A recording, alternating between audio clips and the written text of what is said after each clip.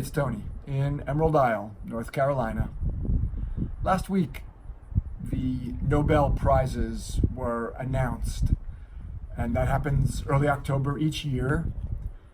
Reminds me of the Alfred Nobel will, because the Nobel Prizes are a planned gift. He endowed the 5 of the 6 prizes in his will. He died on December 10th, 1896, which is when the prizes are awarded each year on December 10th, the anniversary of his death. The man was a Swedish businessman, inventor, physicist.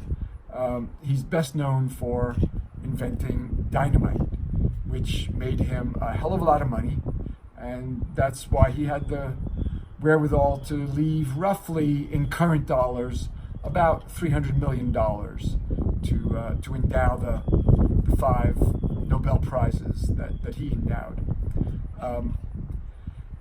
He was never married, didn't have any children.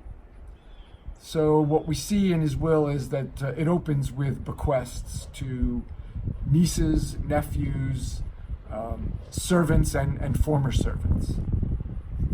And then the residual, he doesn't call it that, but it's the remainder, the residual, is left to a couple of academies to endow the awards in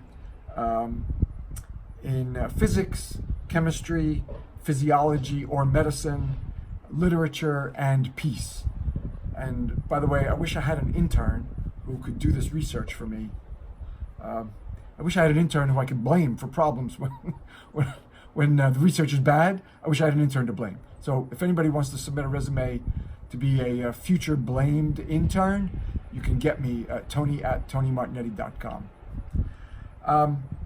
I like the way he describes the Peace Prize. He says, advance to people who have advanced fellowship among nations, the abolition or reduction of standing armies, and the establishment and promotion of peace congresses. So he endowed 5 of those 5 prizes. The 6th, the prize in economics, was added much later.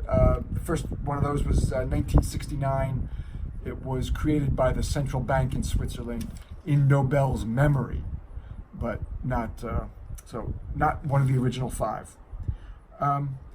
He did not consult an attorney to prepare his will. The problem in Nobel's will was that the prizes weren't well thought out. And by the way, you can read his will at nobelprize.org. Giving away all my research secrets. So as a result, the family was not pleased with the will. They felt that they got screwed out of a lot of money. The academies that he appointed to make the awards each year were not initially willing to do so. There was also trouble in the Swedish government about his will. So as a result, the first prizes weren't awarded until 1901. And again, he died in 1896. So an attorney will help you think through potential pitfalls, potential problems. So I don't know if you are giving $300 million for a prize. You don't have to do that in order to have trouble in your will, especially if you're cutting out somebody that would ordinarily be included.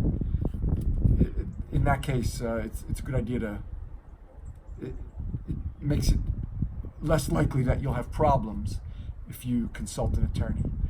Also, if you have property in multiple states, because then you need probate in multiple states, again, more helpful to you to have an attorney. Anyway, Nobel did not use an attorney. He hand wrote it himself.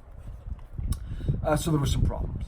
But obviously the legacy is enormous. The problems got ironed out. It just took 5 years. Planned gifts. You always want to start with bequests, and so you've heard me say that lots of times. That's the most popular planned gift is a gift by will. Alfred Nobel, recurring example every single year of what what you can do, what you could see, the potential around gifts by will. They can be enormous. Thank you, Alfred Nobel. What does he care for my thanks? What am I thanking Alfred Nobel? That's ridiculous. Alfred Nobel could give a shit what I think about his will. Thank you. I do. I give a shit what you think. Thanks a lot for watching. A little romp through the Nobel will and a very popular recurring planned gift.